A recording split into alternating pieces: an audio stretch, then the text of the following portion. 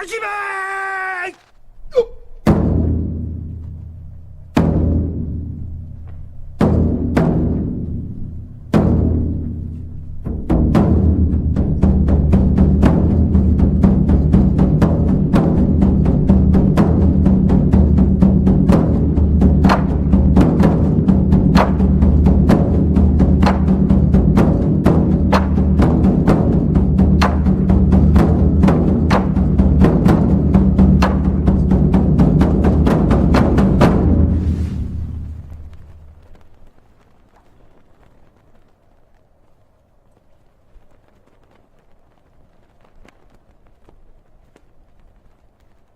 Salve, legionaries.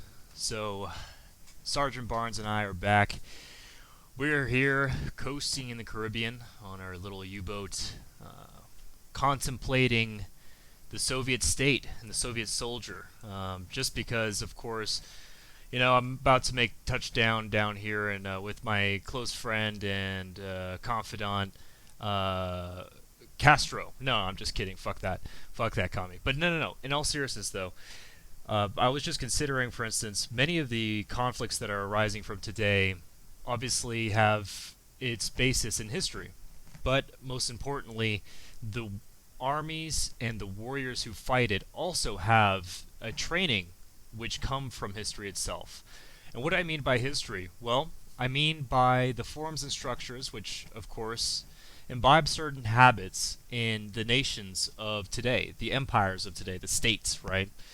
And I suppose the best way to explain what I'm trying to say is that ultimately the Russians and the Ukrainians nowadays still are very fundamentally impacted by their world historical experience in the Soviet Union, right? And the experience of Marxist-Leninism, the Marxist-Leninists' impression on the military culture and service, the ways that Marxist-Leninism gave rise to certain types of organization, human organization, and justifications for certain types of actions. You can't understand modern Russian tactics without understanding the basis under which the Soviet, basically their inheritance, the Soviet inheritance came to them, okay? And so how is it that we are able to understand this? Well, first and foremost, I think it's important that we understand what is the state, right? What is the state? And Hegel has a perfect opportunity to demonstrate to us what the state is in relation to us. And I read from Hegel now, right? This is from the Philosophy of History. The state is the idea of spirit and the external manifestation of human will and its freedom. It is to the state, therefore, that change in the aspect of history indissolubly attaches itself, and the successive phases of the idea manifest themselves in it as distinct political principles. The constitutions under which world historical peoples have reached their culmination are peculiar to them, and therefore do not present a generally applicable political basis. Were it otherwise, the differences of similar constituents and constitutions would consist only in a peculiar method of expanding and developing that generic basis, whereas they really originate in diversity of principle. From the comparison, therefore, of the political institutions of the ancient world historical peoples, it so happens, that for the most recent principle of the Constitution, for the principle of our own times, nothing, so to speak, can be learned. In science and art, it is quite obvious, or otherwise, e.g., the ancient philosophy is so decidedly the basis of the modern, that it is inevitably contained in the latter, and constitutes its basis. In this case, the relation is that of a continuous development of the same structure, whose foundation, walls, and roof have remained what they are. In art, and Greek itself, in its original form, furnishes us the best models. But in regard to political constitution, it is quite otherwise. Here the ancient and the modern have not their essential principle in common. Abstract definitions and dogmas respecting just government, importing that intelligence and virtue ought to bear sway, are, indeed, common to both. But nothing is so absurd as to look to Greeks, Romans, or Orientals for models for the political arrangements of our time. From the East may be derived beautiful pictures of patriarchal condition or of paternal government, and of devotion to it. So he goes on and explains it, but kind of finishes it. But what he's trying to say is this, right? Is that basically every state is the cumulus of a will, and that he goes on to say that we can't repeat the organizations of the past, of the remote past, right? Because we miss the essential element which constitutes its will, right?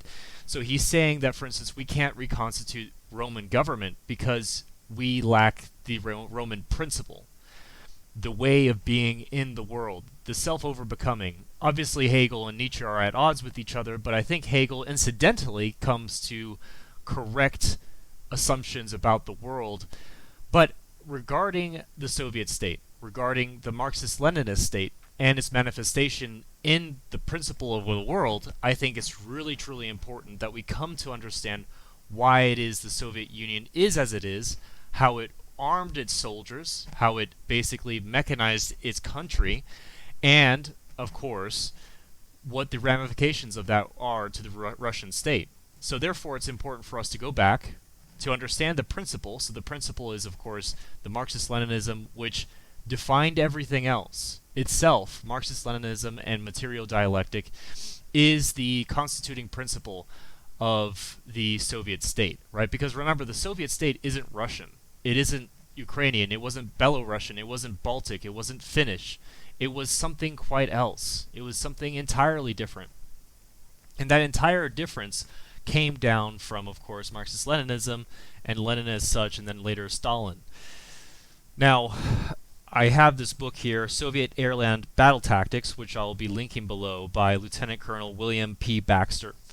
And there was this really great experience in which he talks about or denudes any obstruction for the legionaries such as us trying to understand how it is that the Russian military works, because we can start to understand what their traditions are. What is the Soviet military and how did that work, right? And without further ado, what I would like to just go ahead and give you a reading from it, and we'll just go into kind of a debrief and a self-understanding of the Soviet military and its ramifications. So I'm reading here Chapter 2, The Soldier and the State. Since 1918, when the Russian army voted with its feet, in Lenin's words, for an end to participation in World War I, the government of the Soviet Union and the CPSU, by the way, that's the Communist Party of the Soviet Union, have taken great care to ensure that the Soviet army is closely identified with Soviet concerns and values. The purpose of this discussion is to outline how these concerns and values are related to the stuff from which the Soviet army is made, the peoples of the Soviet Union. Some methods used to enforce this identification have been extensively reported upon in the West. Including in this category are the various organs for political control of the armed forces, and, in particular, the use of political deputies, or zampolits, in the Soviet chain of command. Other methods include military training and discipline, which are traditional in all armed forces. Less well understood in the West, but equally important, are the unique Russian organizational and structural traditions that bind the military services and the Soviet together. It is on this last subject that initial attention should focus, because it sets the stage for all that follows. Now, I'm going to stop reading here, but it's important for people to understand that as basically the Soviet army is, or manifested itself, yes, of course, it was a professional and highly technological force, especially in the late 1980s. But it placed a premium on political, resonance with the state and its interests, its constitutional interests. And that's something in the United States we have as well, right? So I swear an oath to the Constitution of the United States, right? So ultimately, what is that? It's basically a Hegelian form, or rather, that's a Marxist-Leninist form of assertion of someone's, let's say, ideological alignment with the state, which is ultimately what the officer has come to represent in the American military. Instead of becoming actually a military professional, what the officer is become a political commissar, right? It is the true believer in the state. This is why they care so much about, quote-unquote, the moral integrity of the officers, because ultimately what they mean to say is, does this person align with the principles of what they consider to be the United States of America, right? What they consider to be the constituting principles of our core principles, even though, of course, the cognitive horizon of these people comes from 1965 and Marxist-Leninist infusion of culture in the United States.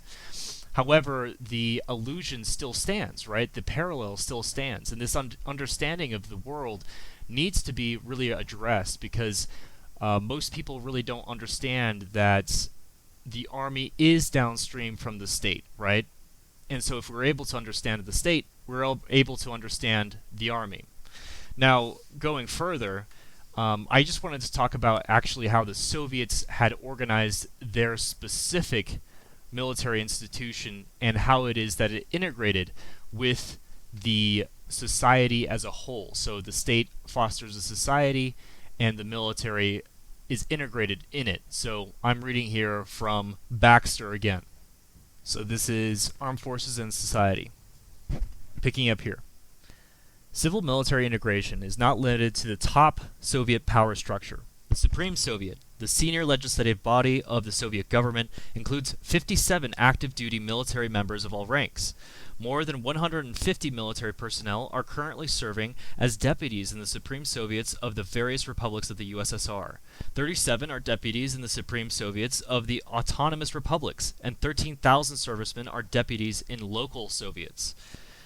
The point is that active duty personnel occupy positions of responsibility within the civilian government at national, regional, and local levels. In fact, military representation bears a relationship to the relative size of local military population, and certain national, regional, and local political offices are designated for military personnel in specific command and staff positions. Integration is not limited to government functions. Aeroflot, the Soviet Civil Air Transport Organization, is a branch of the Ministry of Aviation, which is headed by an active-duty Air Force officer.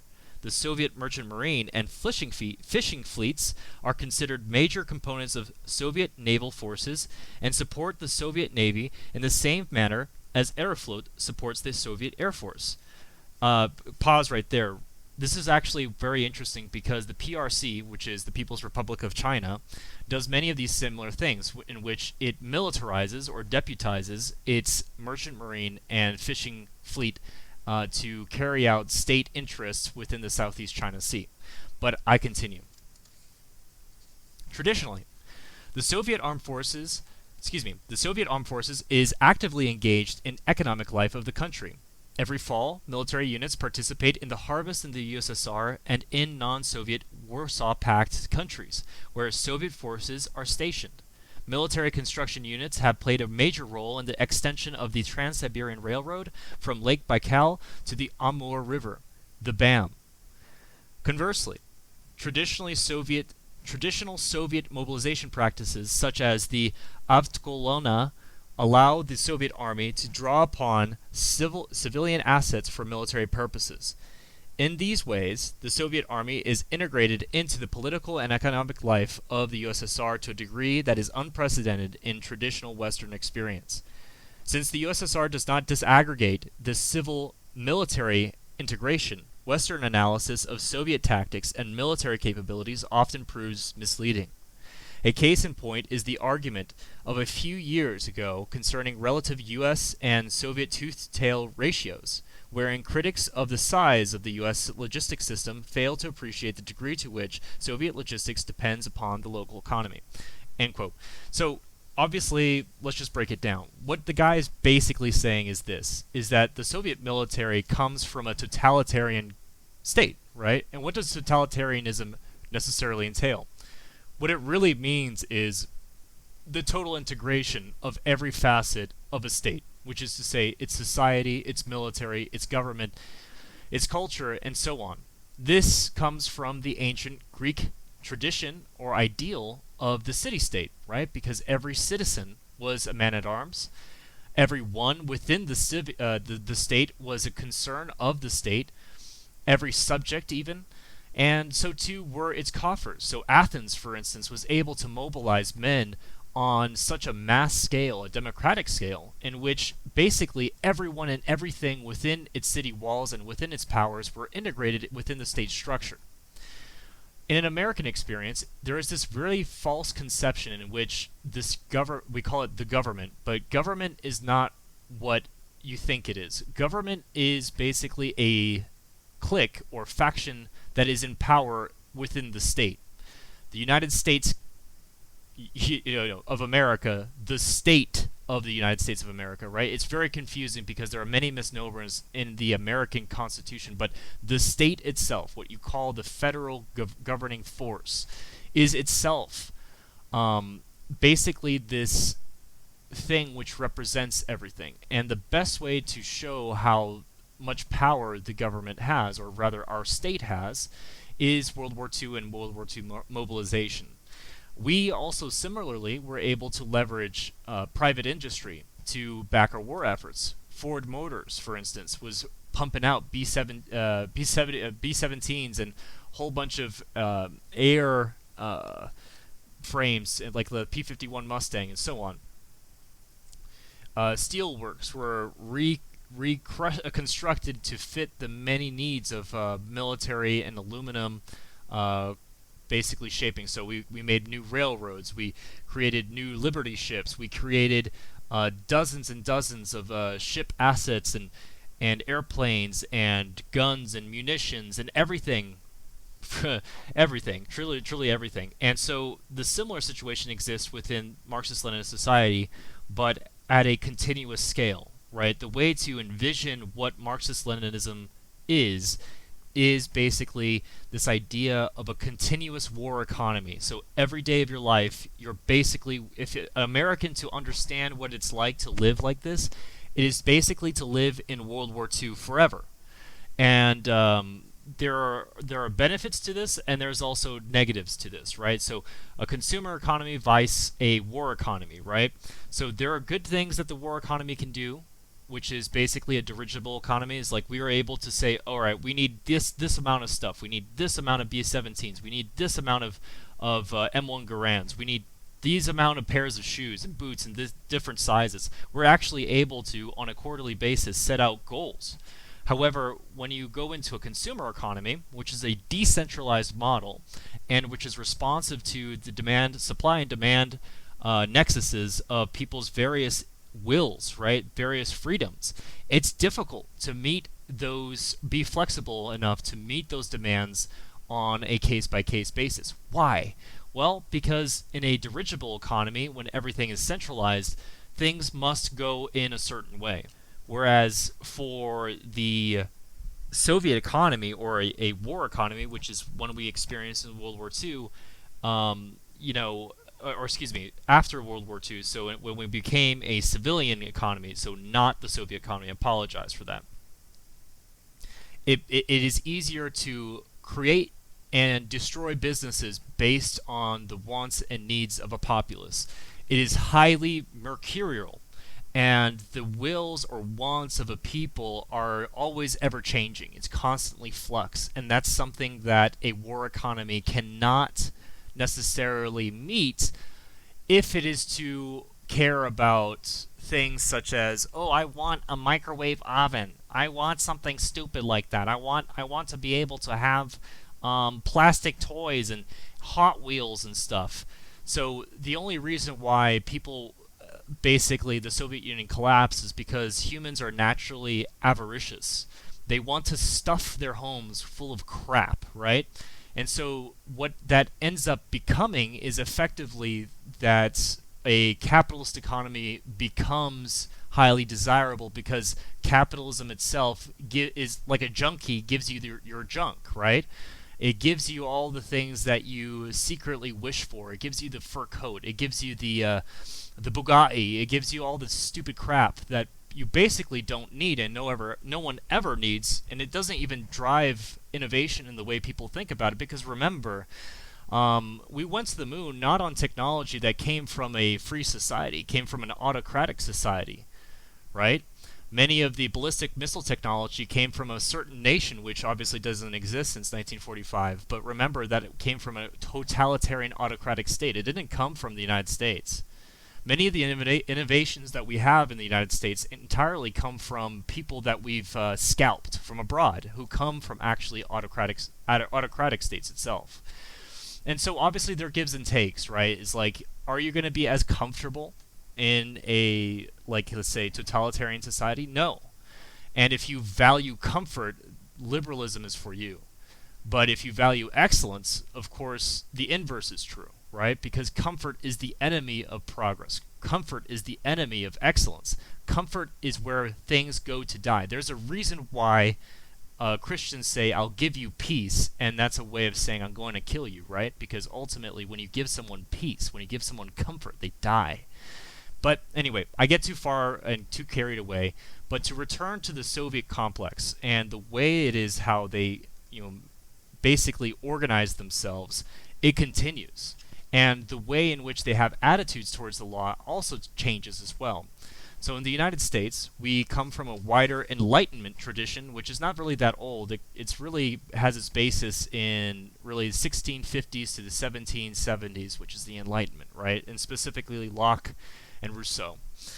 And this idea of individualism, and individual rights, right? So the rights of man, and life, liberty, property, right? And things like that. And that ultimately what matters is the atomic individual as opposed to the collective will, right? Or rather, collective is the wrong word, but it's the national will.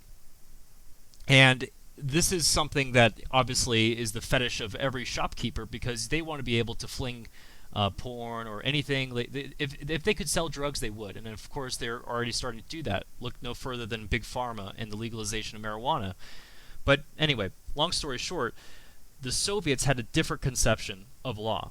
Law didn't impugn someone of their consciousness, conscience. So we come especially in the United States, we have this weird moral paradigm when it comes to the law, in the sense that it's about mitigating factors. If you take someone to the court, it's not necessarily also about finding out whether you're guilty or not. It's also about mitigating factors, cutting a deal, X, Y, and Z, making sure, see if you can squirm out of your way from being punished, right? It's more about reformation. It comes from this Protestant understanding that every person has a soul and you're able to change over time. And obviously that's not true. That's really not true at all. Ultimately, the purpose of law and order is a system in which we de-incentivize certain activities and we incentivize others, right? But anyway, the Soviets kind of had it right, in which basically the law was more of a punishment. It was like a flow chart. It's kind of like how the military actually operates, where there's a judge, there's a flow chart, and there are the actions, and then there's punishment, and then that's it, right? There's nothing drawn out. There's nothing crazy. It's quick. Within 7 days, apparently, you're supposed to have carried out, judged the person, and done X, Y, or Z. And this has a differing effect. So instead of basically being a conscientious objector, there is no such thing in this. And Lieutenant Colonel William Baxter goes into further detail, and I'm going to read here from the book. In addition to special relationships between the armed forces of the Soviet Union and the Soviet society as a whole, there are specific responsibilities and relationships for individual citizens. These obligations are defined in Soviet law. The essential nature of the military obligations of Soviet citizens was defined in the early days of the Soviet Republic by Lenin. Basically, Lenin abandoned the concept of voluntary military services in favor of obligatory military service by the entire male population of the country, and universal military training for the whole populace. The one thing the commies get right, thank God. Anyway, since 1918, these obligations have been an integral part of the lives of Soviet citizens. The current basis of the legal obligation of Soviet citizens for military service is set forth in the 1977 Brezhnev Constitution of the USSR. Article 62 states, in part, that the defense of the Soviet socialist motherland is the sacred duty of every citizen of the USSR. And Article 63 states that the military service in the ranks of the armed forces of the USSR is an honorable duty of Soviet citizens. These constitutional obligations are defined by the law of the USSR on a universal military duty. Article 3 of this law states that all male citizens in the USSR shall serve their term of service in the ranks of the armed forces of the USSR. According to this law, all physically, mentally, and morally fit males begin military service at the age of 18. The term of service is 2 years in the Soviet Army and 3 years in the Soviet Navy, and 1 for those with a higher education degree. This is awesome, by the way. Like, just because commies do something doesn't mean that it should be immediately discounted as something that you shouldn't do. I think this is awesome, and it's something that we should do in the United States. Anyway, I continue reading.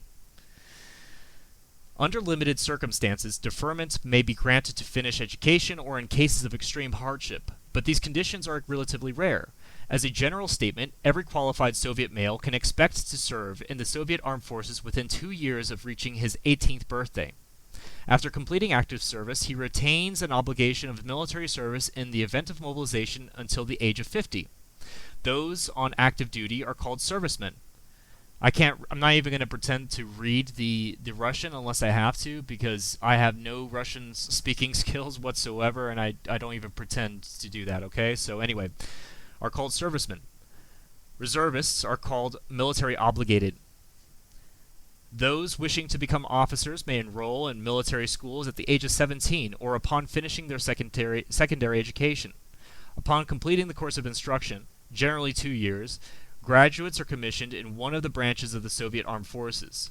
Soviet women, although they have the same legal obligation for the defense of the homeland as men, are not subjected to the draft, and they may not serve in combat units. At present, there are only about 10,000 women in uniform, mostly in the enlisted ranks serving in medical, administrative, communications, and other support areas.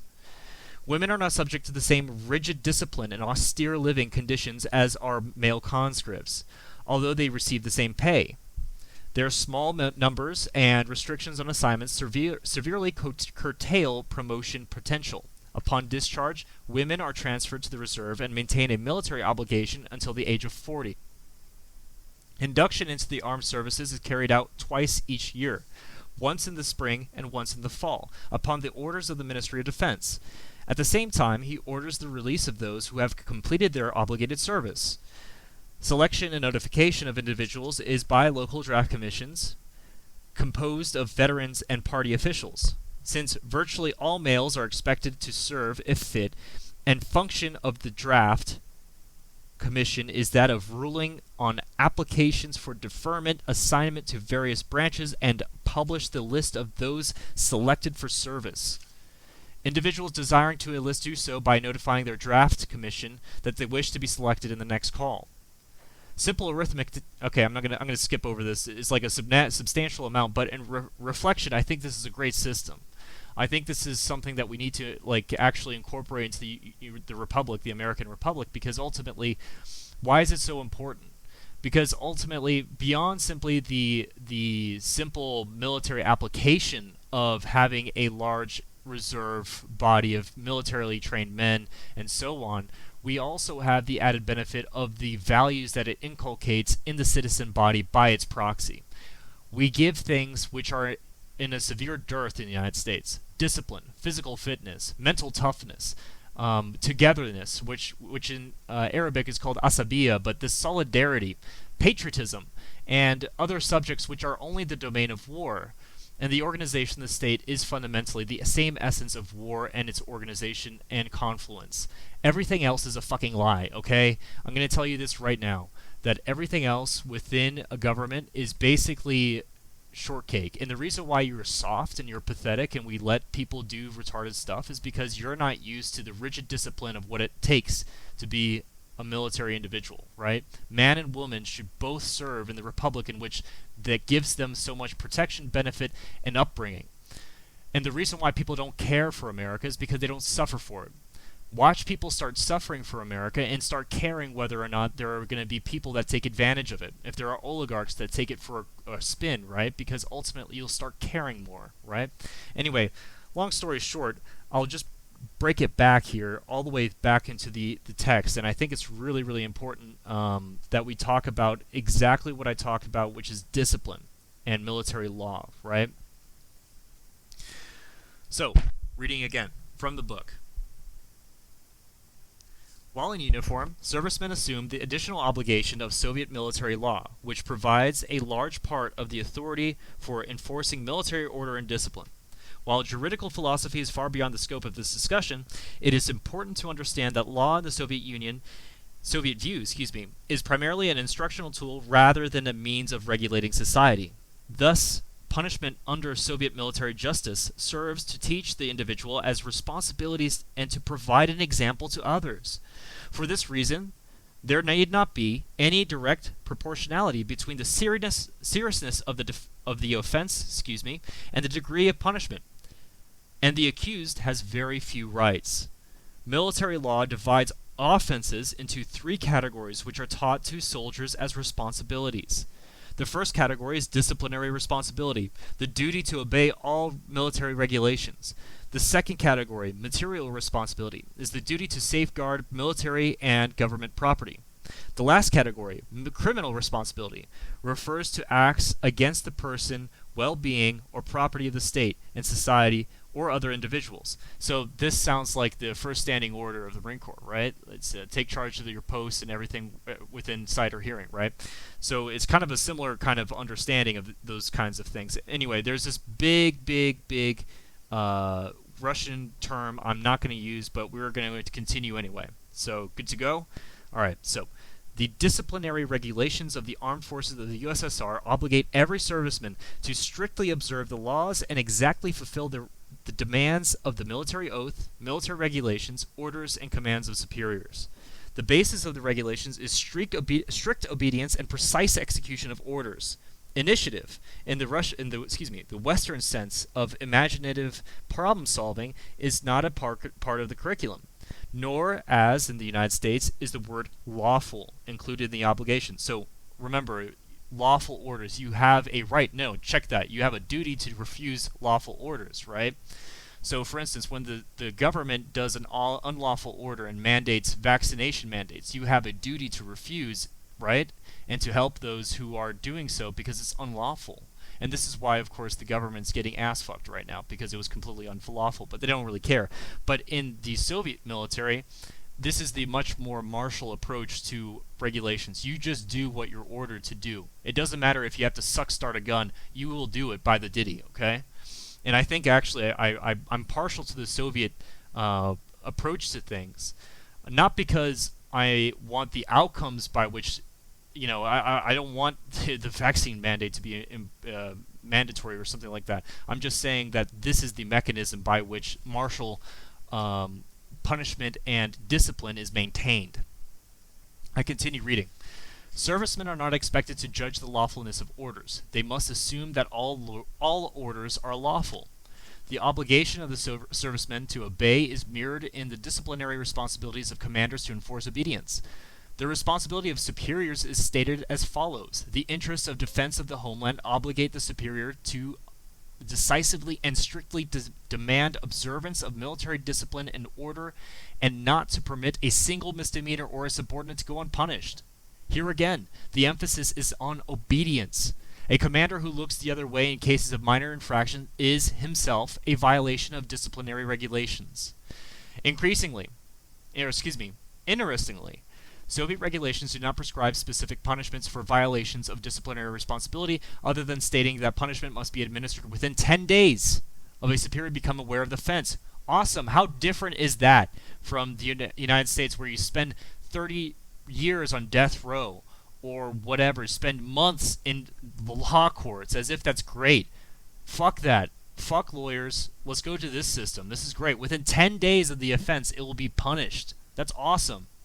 Anyway, going forward. In the case of the use of force, disciplinary regulation states, in the event of open insubordination or opposition of a subordinate, a superior is obligated for the maintenance of order to take all necessary measures to place the guilty party under arrest and to place him in legal restraint. In so doing, weapons may only be used in combat situations or in peacetime only in exceptional circumstances, not permitted any delay. When the subordinate's actions are patently traitorous to the homeland or constitute an actual threat to the life of the superior, other servicemen, or civilians. In other words, a senior may, in the combat zone, shoot a subordinate to enforce his authority. In peacetime, the use of weapons is restricted to self-defense or to such crises as preventing defection or putting down a mutiny. For the more routine administration of disciplinary responsibility, penalties are those traditional in most armies. At the low end of the scale is a rebuke, an informal chewing out, so basically an NJP, right? Or a formal oral or written reprimand which may be administered in public and include a requirement for self-criticism. Okay, so give you some background. What is self-criticism? Self-criticism, and the communist lingo, is basically a struggle session. What's a struggle session? It's basically it's a forced remediation of your acts, which are either unsocialist, counter-revolutionary, bourgeois, or just fundamentally just you're a bad dude, right? So there's a nomos aspect to this, right? So you're basically either not in lockstep with the ideology, or you're not in lockstep with basic morality. So capital punishment, you murdered someone, you did X, Y, or Z, you stole, etc. This is something that's pretty universal. Like, so there's universal laws, right? Universal natural law, and then there's obviously the add-on tack of socialist law. And basically what's called a struggle session incorporates this mechanism of self-criticism, which requires the individual to sit in front of his peers usually and read off in a candid tone of what he did wrong and criticize himself importantly.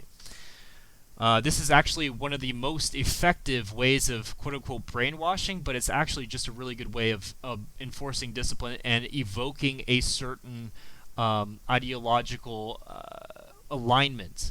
You see this happen in American public schools where pinko teachers actually force a student to say, oh, what did you do wrong? Force the kids to say, oh, I did X, Y, and Z wrong. So reflection, right? Even though, of course, it may or may not be correct. But because of the fact that you're forcing an individual to say these things, the biological cognitive process of you admitting these things, that is, e.g., lying if you don't truly feel contrition, right?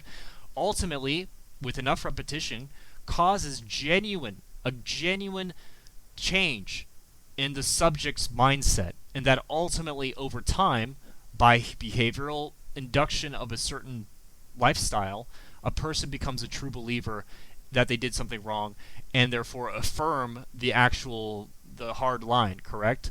And so this is incredibly important, and it has uses beyond merely a Marxist context. It's something that we could use elsewhere, right? But anyway, long story short, I read now again.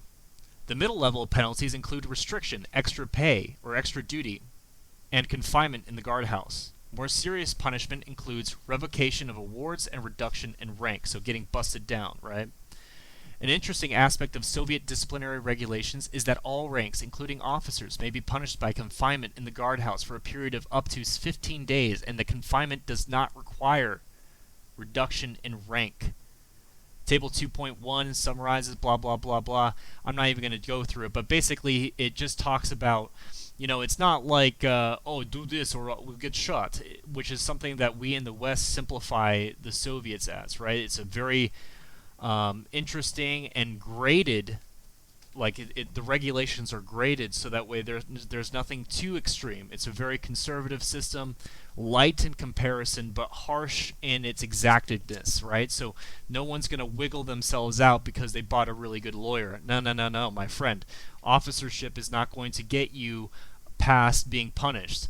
Hell, I remember there's this book called The Forgotten Soldier, right, by, I think it was Alexander Babchenko, and he talked about how his captain, so basically the company grade officer, came down and was beaten up by the general staff for fucking up, right? This is a form of NJP. It's a form of punishment, informal, non-judicial punishment, and it's effective. But because, you know why it's so effective? It's because It's not only the enlisted that get beaten up, it's everyone. It's everyone that's held to the same standard. There are no excuses. There's no special dispensations. There are no exemptions. And that's essential. It's essential all the way up and down. If you want to have justice, justice must be exacting, quick, brutal, and also it should be apparent to everyone that no one gets away. That's the only way that actual justice works. None of this lawyer crap, none of this court crap. It's whether or not you're guilty and what does it say on the flowchart. That's it. Anyway, we'll return to the reading. Alright. So let's pick up with attitudes towards military service. So I'm reading from the book now. By and large, Soviet youth do not wish to serve in the armed forces. Military service in the USSR is unpopular for many of the same reasons as it's unpopular in the United States and in Western Europe. To begin with, the draft interrupts education and career and personal plans. Then, too, there are psychological problems associated with leaving home and family for the first time for a difficult and perhaps dangerous life in an alien place. Lame? Okay, going back. Continuing. Very few Soviet draftees elect to remain in the service. Life is hard, discipline is strict and unrelenting, and pay is meager. With a guaranteed semi-annual resupply of new recruits, the Soviet army is not greatly motivated to make service in the enlisted ranks attractive. Training is relentless and repetitive and is based upon the ancient Russian army tradition of the harder the training, the easier the battle. And I agree with this, by the way. I think this is exactly the maxim that anyone should be subjected to, especially in the enlisted corps. Reading again.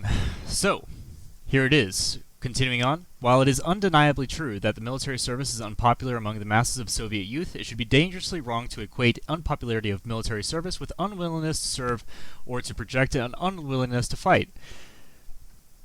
Such evidence as is available, while it is spotty and admittedly subjective, strongly suggests otherwise. To begin with, there is the strong and unreserved emotional love of country that is basic to the Russian psyche. As Hendrik Smith observed, in an age of grown skeptical of undiluted patriotism, Russians are perhaps the world's most passionate patriots. Without question, a deep and tenacious love of country is the most powerful unifying force, the most vital element in the amalgam of loyalties that cements the Soviet society.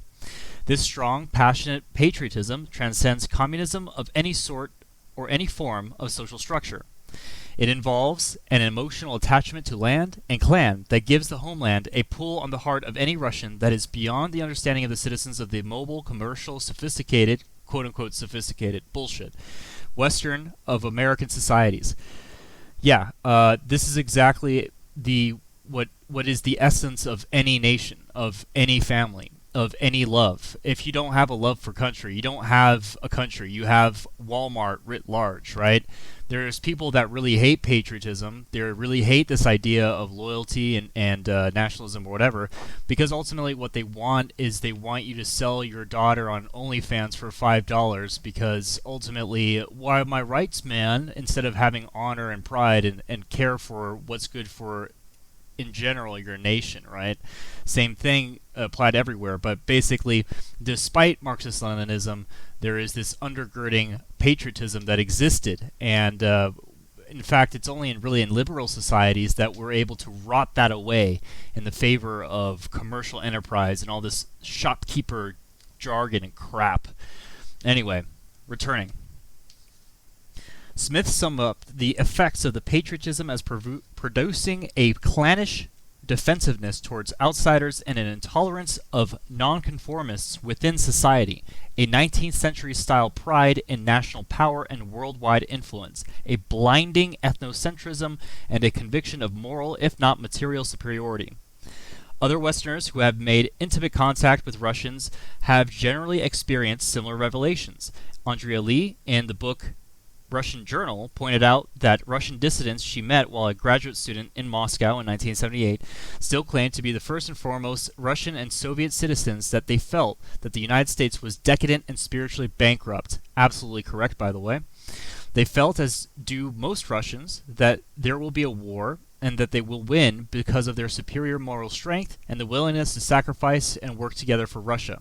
This is absolutely true. The point to be learned is that while Soviet youth by and large do not desire to serve in the Soviet army, patriotism motivates them to do so. Although Russian youth are not militarized in the sense of the 18th century Prussia or ancient Sparta, they fight bravely and well for Russia and against foreigners under the most trying battlefield conditions. The Soviet army, therefore, does not need to build patriotism and discipline among its soldiers. It must merely exploit the nurture and nature that is already there for its own purposes. It does so under the banner of proletariat nationalism and internationalism. Okay. Yeah, so I think this is actually something that people really mistake for what is the essence or will of a state, right? It's a people, right? It's their will. It's the collective will. And it's not measured by the atomic individual widget. It's measured by love. And what is the shared love? And I think it just shows that patriotism and this sense of family, right, on a national level actually is what overrides the bullshit that is ideology. The reason why liberalism is so prescient right now, or so ascendant right now, is because you can sell out people, right? There's tons of Judases that would sell out their family, their country, their God for 30 pieces of silver, right? But what happens, as is happening now, when there is a huge economic downturn? What happens when reality strikes? What happens when the boomers die? And you think to yourself, and you look at past in your whole life, and you think, was money worth it? Was selling out everything I believed in, my heart, my soul, my God, my country, was it worth it? The answer is a resounding no. And that when you have a supra-motivational or supranational meaning to life, a purpose to life, that's family or nation or state or government, it beats out all the bullshit which exists within, for instance, liberalism, right? You destroy liberalism when you actually give purpose, because pain doesn't feel as acute as it feels for them, because they live a meaningless life. For them, life is about comfort, and comfort is meaningless. Whereas, just as Nietzsche says, right? Nietzsche says that he who has a why can embrace anyhow, right? Can endure anyhow. And so that is the secret ingredient, right? That's the secret ingredient to any life. And that's the secret ingredient to how the Russian nation survived communism. And any nation, really, per se. Think of the PRC. It's really only communist in name only. What it is really a Han nationalist Chinese state. And that's why they're ascendant. That's why they're able to embrace all this pain and suffering, is because ultimately they're doing things which is successful. And the United States is not going to be able to leverage what it used to leverage back in the 1950s, which is a superior personal wealth and personal standard, quote-unquote, standard of living. I can really fit my house full of crap. Well, my friends, what happens when there's a huge economic downturn? There's a rolling one right now. What happens when you realize that the average median household income hasn't, fixed for inflation, improved since 1977. It's only deflated. What happens when you realize that when you treat a country like it's Las Vegas, you're ruled by oligarchs? And guess what? Those oligarchs, they're not even American. At the end of the day, this is something you can learn. I mean, not just simply on a army base level, but also on a national level. And that there's more important things than money. Anyway, but let's see here.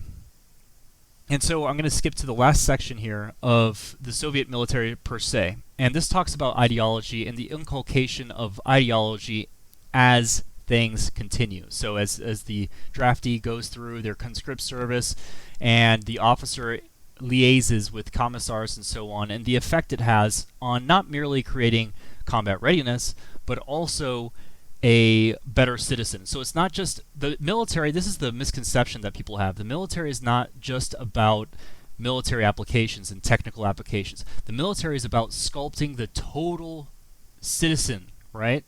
This is what the Greek concept of paideia was about. It was about forming and nurturing the citizen beyond simply literature, culture. It's also instilling in the individual that discipline you want to see writ large across the nation. And that's why military service is so important, and the effect it has. Now I'm going to read here with a school for socialism, right? This is the section here. The Soviet army is an integral part of the Soviet state, and military training is an inseparable part of the total processes of molding the new man of socialist society.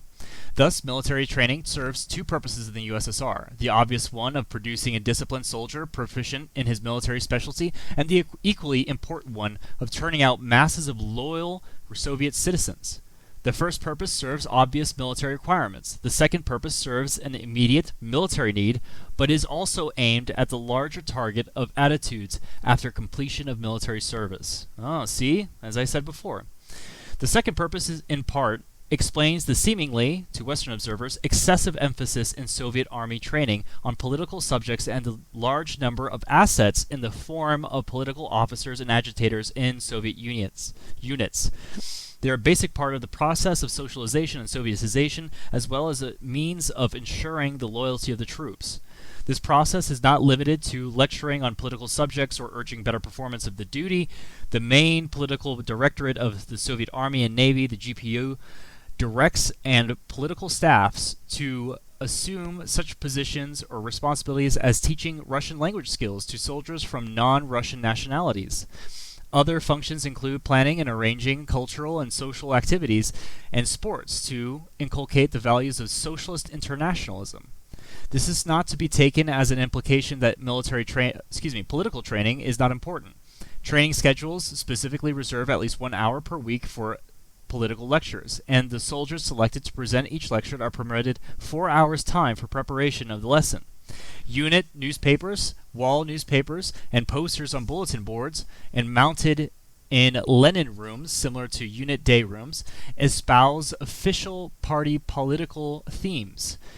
This method served to mold political qualities of the troops.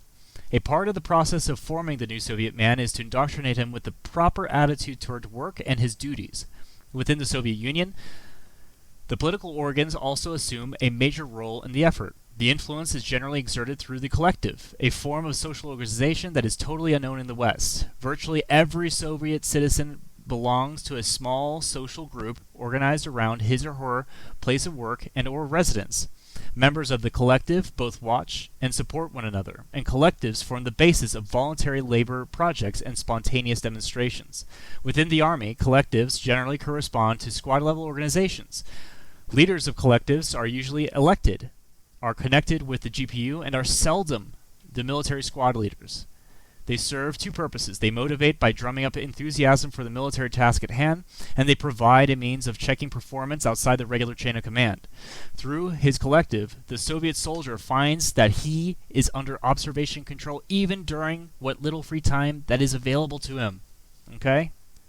The collective provides social pressures to conform to military discipline and the complement of formal obligations under military law that were described earlier. It is that part of the entire apparatus created by the Soviet elite to ensure the reliability of the Soviet army that touches every soldier every day.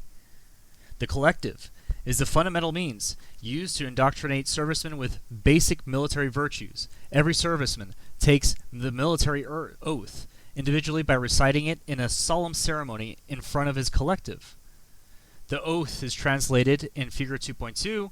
First-term soldiers must take the oath within 1.5 months of joining their units, after providing that they understand its meaning and obligations entailed and have been indoctrinated into the traditions of their units and military discipline. Military obligation personnel without prior service assigned military mobilization duties must take the oath within 5 days of mobilization. Those who are previously served and are being recalled need not retake the oath. This use of the military oath is consistent with the fundamental difference between Western and Soviet attitudes toward law. In Western armed forces, taking the military oath is the legal step by which individuals accept military authority. In the USSR, military authority is a condition of citizenship already imposed upon all citizens in the Constitution. Taking the military oath is an individual rite of passage into the warrior caste. Rather than a legally binding statement, it is emotionally and morally binding sacrament, carefully designed to influence the attitude of each young man toward his military service. Rather than stating a legal obligation, it appeals to the individual's patriotism and sense of honor, and acceptance of social and legal pressures to conform. So I'm going to go ahead and recite what the Soviet military oath was, and we'll go from there. I, blank, a citizen of the Union of Soviet Socialist Republics, enter into the ranks of the armed forces. Take an oath and do solemnly swear to be an honorable, brave, disciplined, vigilant warrior, strictly safeguarding military and state secrets, unswervingly fulfilling all military regulations and orders of commanders and chiefs. I conscientiously swear to master military affairs, to protect fully military and national property, and to my last breath, to be loyal to my country and my nation, my Soviet homeland, and to the Soviet government. I am always prepared, upon the orders of the Soviet government, to go into the defense of my homeland, the Union of the Soviet Socialist Republics, and as a warrior in the Soviet Armed Forces. I swear to defend her manfully, skillfully, with dignity and honor, not sparing my own blood and life itself for the achievement of total victory over the enemy. If I should ever violate this my solemn oath, then let the severest punishment of the Soviet law and the universal hatred of the working masses fall upon me. How different does that sound? Isn't that incredible? Things like manfully, you can't even say that anymore since the 90s. You can't even say things like, for instance, being honorable, brave, disciplined, vigilant. These things are anathema to the liberal mindset. These things are pathetic, like in their mindset, right? But this is actually what a warrior is, and it's truly honorable and great to read this because this is what it should sound like. This is what like a warrior feels like. It's not this crap that you see nowadays in the military. Anyway, I return to the reading, and this is from the main text now. The Soviet Army serves the Soviet national leadership in two important ways, by providing the military component of the national power and by indoctrinating the young men of the USSR to be good Soviet citizens. While military service is not popular, the cost is high in the general sense of impact on the standard of living and on the personal level of time in service. The Soviet people seem to accept it. One reason is that this military service seems to be rather like a ritual, passage into manhood, where fathers and sons have shared experience. Another reason is that, by and large, Soviet citizens view the Soviet army as a defender of the homeland and a reliable shield of socialism. Isn't that interesting? And I think we're going to leave it there. And it's one of the reasons, or the crux reasons why, obviously I dislike severely communism, Marxist-Leninism, and all this. But you can see that the undercurrent of the Soviet state had some very good ideas. And remember, there's this old saying, it is right to learn, even from the enemy. And they got this right. They got so much of this right because the military service or common experience of sacrifice and all this kind of stuff is a critical role in binding people together. Think about it in the United States today. What binds us together? We're individuals. We're atomic individuals. We're like slaves. Our lives are akin to that of a Roman slave on a latifundia, except we're actually just more comfortable. It's like less in your face. It's just a con. But what's the meaning of life? The meaning of life is for something greater than yourself. It's for your family, your friends, for the future, for the generations 1,000 years prior to you and 1,000 years ahead of you. It's for something greater, a great mission. A nation is a family with a mission. That's what the Soviet Union was. Say whatever you want about Marxist-Leninism, at least they had that. What are we fighting for today? I mean, think about it. Like, these people destroy your history. They fight for basically the right to stick dildos up your butt in some other country while they spit on you and call you pathetic, and fertility rates are crashing. There's so much shit going wrong. And you think to yourself, maybe this thing is really not worth fighting for. Maybe there's a better alternative. And maybe the Soviets had something right. Obviously, they had tons of things that were wrong. But I think when it came to universal military service and their experience and the mechanism by which it actually penetrated society and gave rise to a great state, I think this is primarily the main characteristics, the essential characteristic of what it meant to be necessarily Soviet, right? The state. And I think that's something in my mind what America could be. This universal conscription is actually incredibly important. The reason why the Greatest Generation was the Greatest Generation wasn't that they ended war per se, or that they sacrificed like they were some saviors.